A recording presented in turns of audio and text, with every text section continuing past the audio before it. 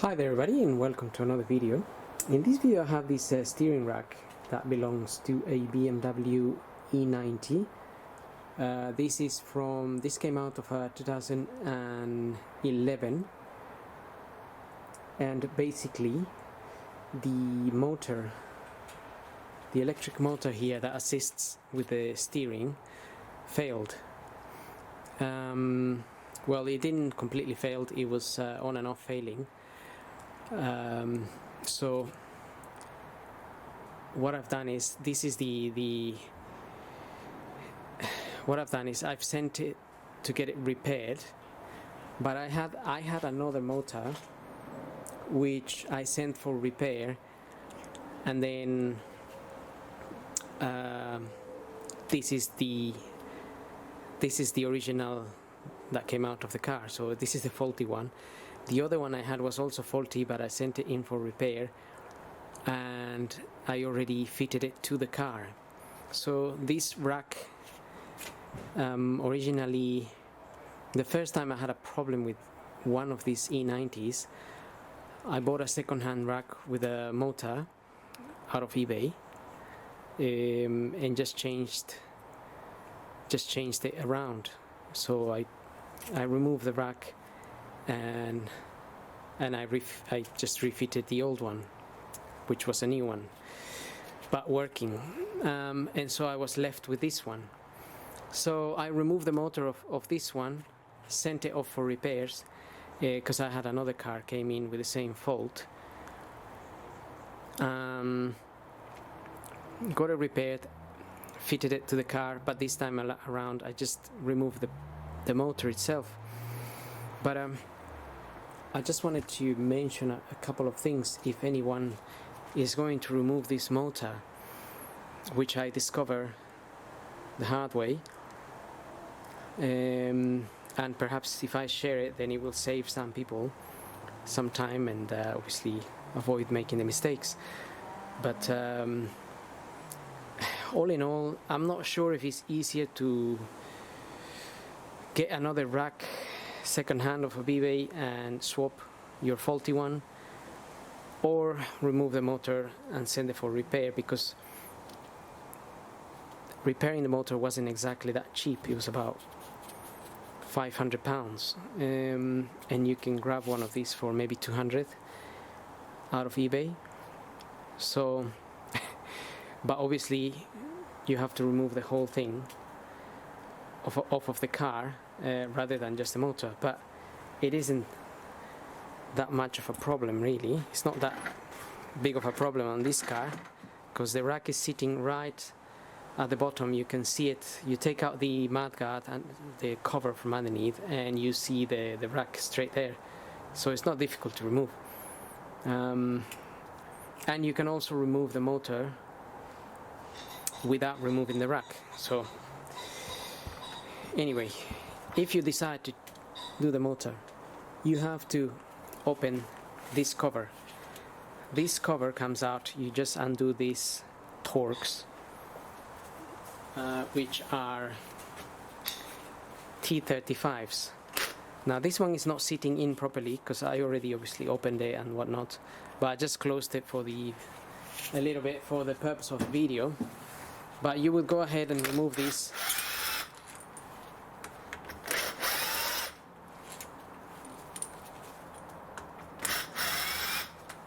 And there is actually 1, 2, 3, 4, there is 5, but I only put 3 of them temporarily.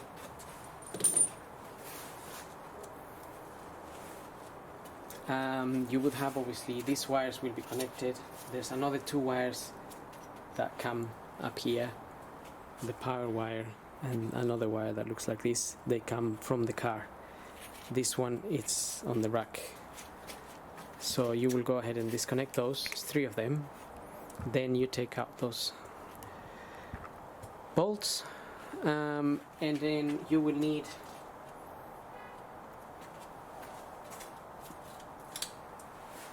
so this here will be very much shut. This is open at the moment, so this here, this bit will be close to that, completely closed, so almost no gap to do much. But if you're under the car, maybe you want to get a small hammer, and you can just tap a little bit on that. Okay, so that just popped out, but you want to tap on that a little bit, maybe get it open a tiny bit, and then you can get a flathead screwdriver and you can tap all the way around slowly. You want to get it everywhere you can. You'll be able to get from the back as well. Get a screwdriver on one side, get another one on the other side, and this cover will open, because you will find that it's really stuck in there. It gets really stuck, probably from obviously all the time that's in there, and it's really dry. You can see all this white stuff that's formed in there, but it's openable. So once you get this open, you'll be able to push it back. And if you're working in the car again, you'll be able to maybe cable tie this to one of the bars that is around there. And also you want to have your steering all the way to the left. So all the way to the left will be there, and this will be really pulled. So that wheel will be turned all the way that way. So then you have a lot of room, because if this is the other way,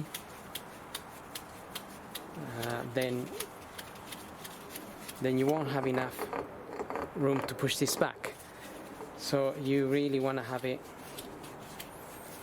So before you open this, you can just turn your wheel, so you don't have to be doing this. But just little tips. So you can turn the wheels before you open this, then open this, and this will already have a lot of gap. Now,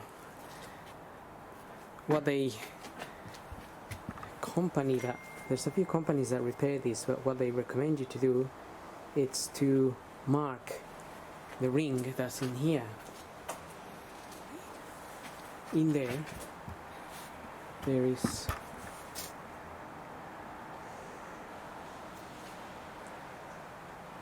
is that ring, this one here,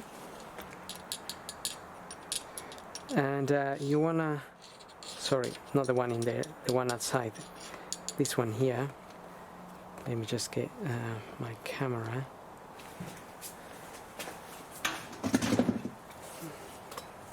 A bit more on this side so we can see it. Alright, it's a bit better. So as you can see, I put a white mark there, and also with a black pen I marked both ends, another one there, and I did the same on the other side basically. So I just got a few marks in there. So as you can see, I've got another mark, just Tipex and Tipex there. So I know that when I get the motor, I fit it back in, I need to lock this ring to those points. And basically I think what this ring is doing is giving the belt some tension. So you will see that when you open this ring, this belt becomes opens up a bit. But not only that, there's also a curve in there. Let's try to get. There's a little curved area. Right. I don't know if we can see that. There's like a cut.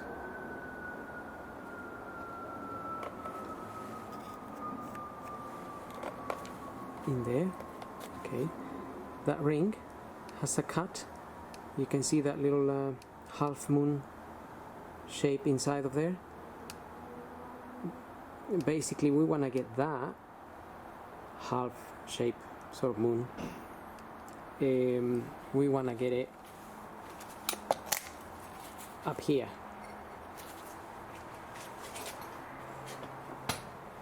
So we want to get it up here. So when you pull the motor out, that little half moon will allow you to remove the motor. So if you try to remove the motor now, the ring it would block it. It will block, so it wouldn't come out. So we need to move that ring, and there is a slight issue with when you move that ring. So that ring, technically you should be able to push it, but it's really stuck in there. So for me the only way I was able to move it was by tapping it with precisely this chisel on the little holes there are on this on the ring. In there is one hole there, but you won't quite be able to get to that one when this is on the car. Otherwise I could get to it like this from this end, but when it's in the car you can't. But you can get to this other one, which brings me to the next situation here. Right, this is just about focusing, I think. So I also, as you can see, I also put a mark in there, more Tipex and Tipex on the next hole. So this is the hole I use for tapping.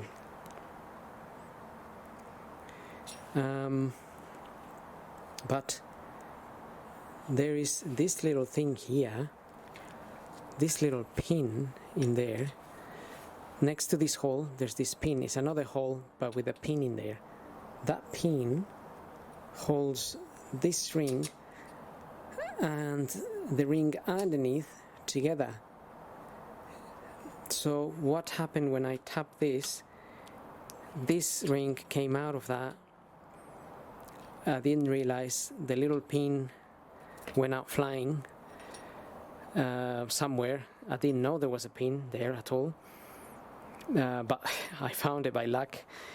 So this is the bit where I'm trying to save you the hassle.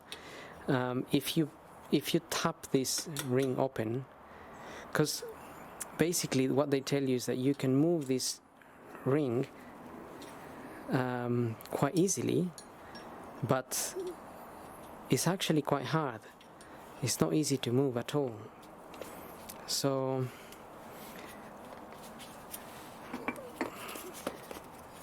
but once you move it, once it gets unstuck, then it becomes a bit easier to move.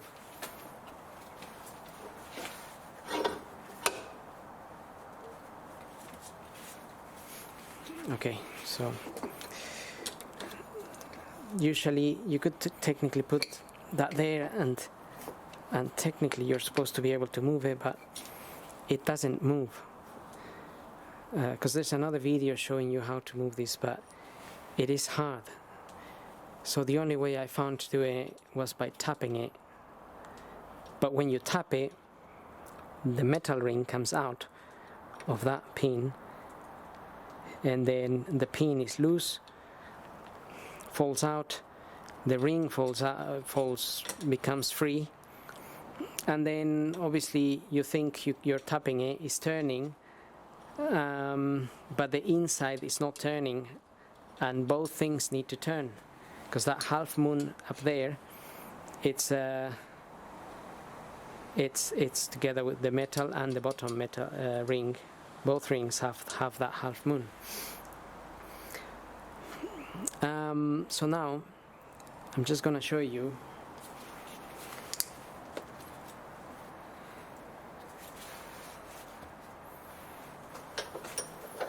how I did it.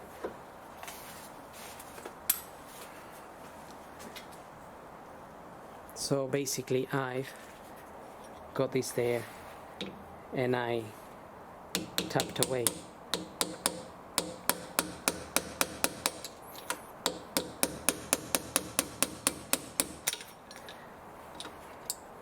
And as you tap away,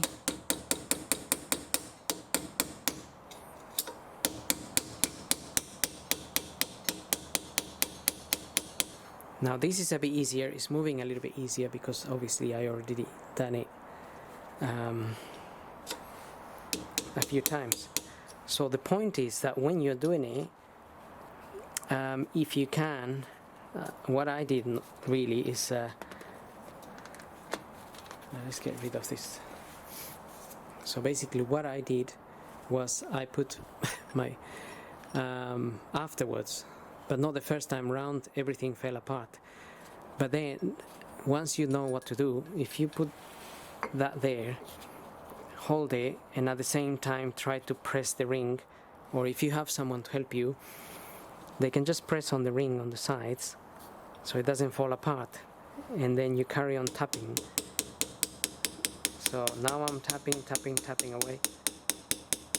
As you can see, that little ring is moving. It's moving, but it's also coming out. That's what you need to notice there. It's coming out. So you don't want it to come out, because otherwise it's not going to push the bottom bit if it disconnects from the little pin. So now this hole has moved. You can use that other hole instead. So let's see. Okay, so we have this hole here. We can use that instead, and with these other fingers I'm pushing on the ring a little bit. I just don't want it to come off.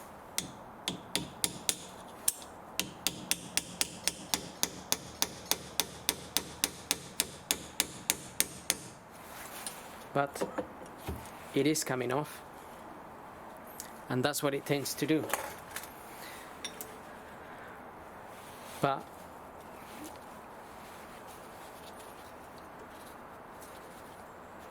so if it starts coming off, just make sure you press it, you put it back in, you can tap it slightly.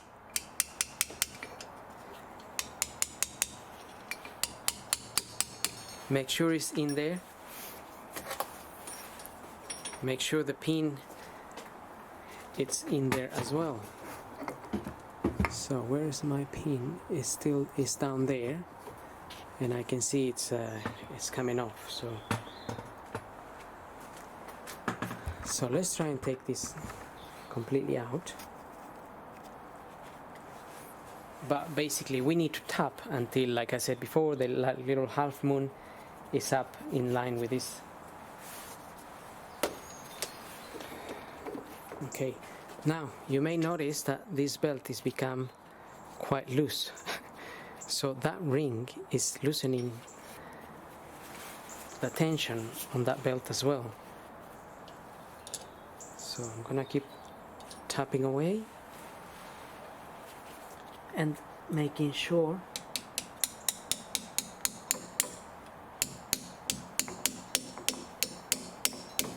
that this remains in place.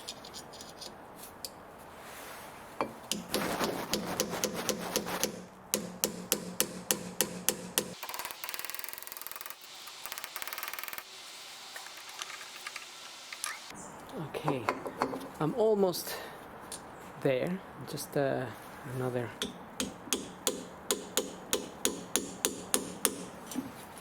tiny little bit. Okay. Now we might be able to see the little half moon is where we want it to be.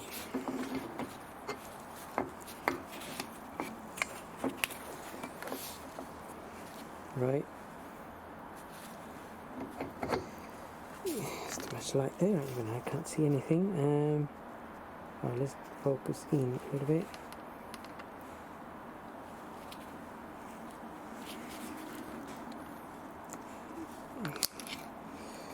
Okay, so you can just about see the half moon shape of that ring is lined up with the motor, and this belt has become quite floppy. So once you have that in line, if the ring in here hasn't fall apart, if the ring falls apart, and now that you know, make sure you have the little pin that you can put it back in, tap it back in, and keep opening the ring. But if you didn't know, like me, that went missing, and then I struggled for a while to do this. But now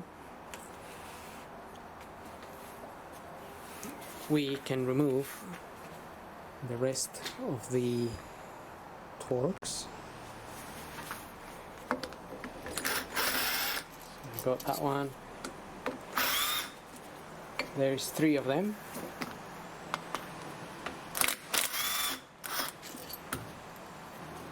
Three of those Torx that are holding the motor in, and with your motor out of the wiring off, again you're gonna need to tap something in there to separate this motor, which could get quite stuck, but we want to pull it out, and you just don't want to be careful not to damage the little splines that turn that belt.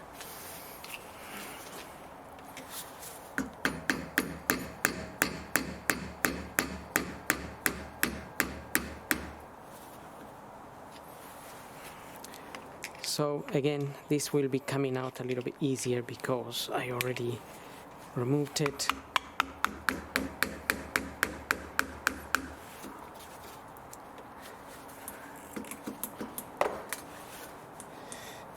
Originally, it took me a while to remove this motor because it has an O-ring in there, and also obviously it's creating a seal so water doesn't get in there. Okay, so our belt comes off, and you can pull that out, and that's the motor there. Don't pay any notice to that. Yours will be nice and closed here. I was just trying to open this old motor. So anyway, that's the motor, that's the splines, and you send this off for repair. I think it's a lifetime warranty, so from that point of view, I guess if you're gonna keep the car for a long time, maybe worth having it done. But let's have a close look at this. This is the important part.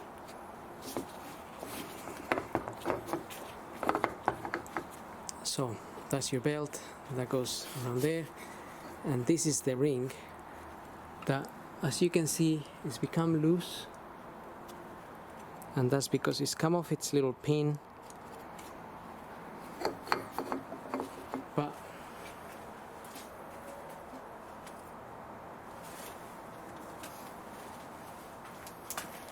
if I remove that ring, so you can see that it actually comes out quite easily.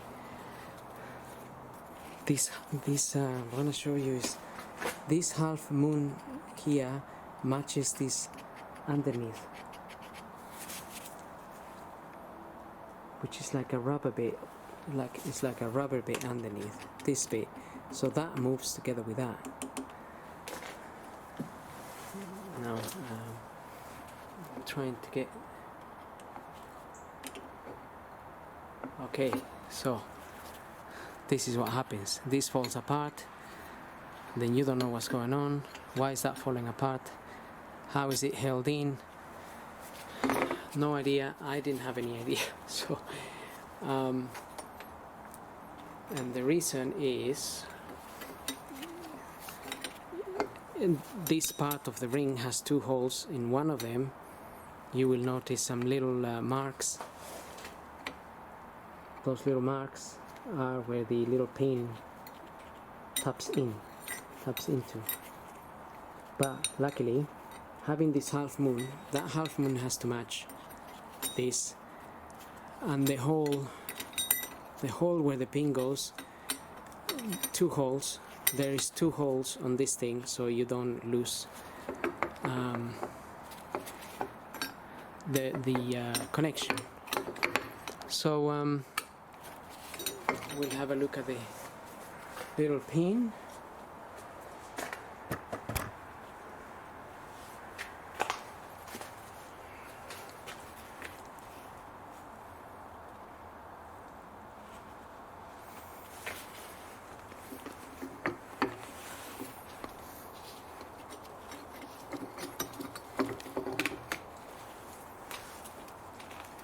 So there's the little pin in there.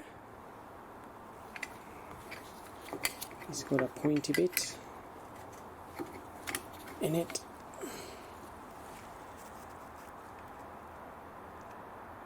That one there. And that pin helps this whole thing move. But once it's there, it's quite loose, so it just tends to come out, and it tends to fall out somewhere. There it is.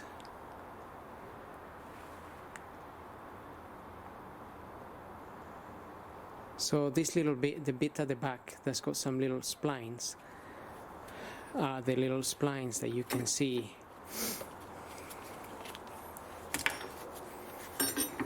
on this ring. That's how I discovered that there was something in there. Because if you look at this hole closely, if you look at that hole there closely, you will notice that there are some little marks, splines, where this goes into, basically, and holds it together.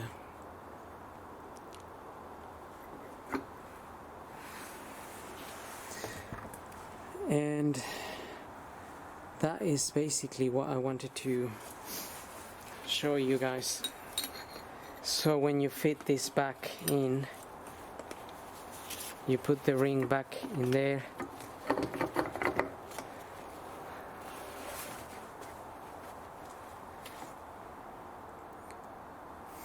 put the ring back in there, match the holes,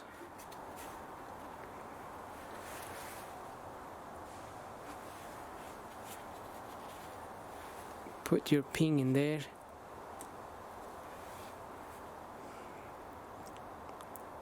and so that pin sticking out, you need to tap it back in, and that's going to secure the ring again, so you can when you fit your motor back in, you will be able to tap the whole thing together. But again, that pin may come out again, so like I said, if you do hold this in together and you keep an eye on the little pin, you can make sure it remains in there. So and then obviously you're gonna tap this to your marks, wherever you put your marks. You're gonna tap it up to that point, and you're going to see how this belt regains tightness. And that is basically what I wanted to show you. So I'm just going to tap that pin in right now so it doesn't go missing.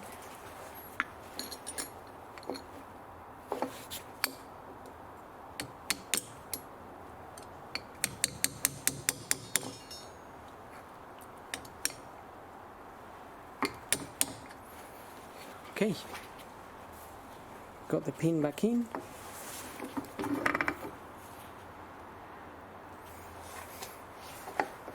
But this ring is a little bit loose, so like I said, if you can hold it with two hands while you tap it in, then it keeps it in one circular motion. But technically you're supposed to be able to move this ring by hand with not much effort really, but I haven't been able to do that. Obviously that's been there a long time. It's hard to move it just like that, just as much as it's hard to remove the parts because they are so stuck.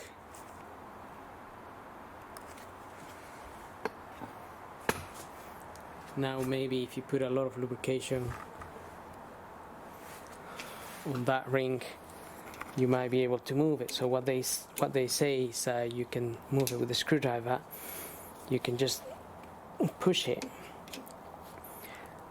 but I couldn't do that at all. So if you are going to tap it, make sure you're really careful with it. Don't lose the pin, and then you should be okay. And also when you fit it back, when you fit this back, make sure the ring goes exactly on your marks. Otherwise you're going to have a fault code saying hardware malfunction or something. The original code I had was those two up there, PT can, message error. Those two errors there are the original ones I had on the electronic power steering for the car. Not the two at the bottom, just the two at the top. So that was on the original malfunction power steering. But once I put the repaired part, the problem I had was slightly different because I didn't put this back in properly either. So I was getting a hardware fault code or something like that. And another thing to note is that if you fit a motor from another car, it doesn't need programming or anything like that. It just is plug and play basically. It's one of those that is plug and play. So if it's working, the motor is working from another car, same part, you put it in, plug it in, and it will work. It doesn't need programming. And that's basically it, really. I just wanted to share my experience with everyone. So on that note, I hope this video helps. Don't forget to subscribe, and thank you for watching. We'll see you on the next video.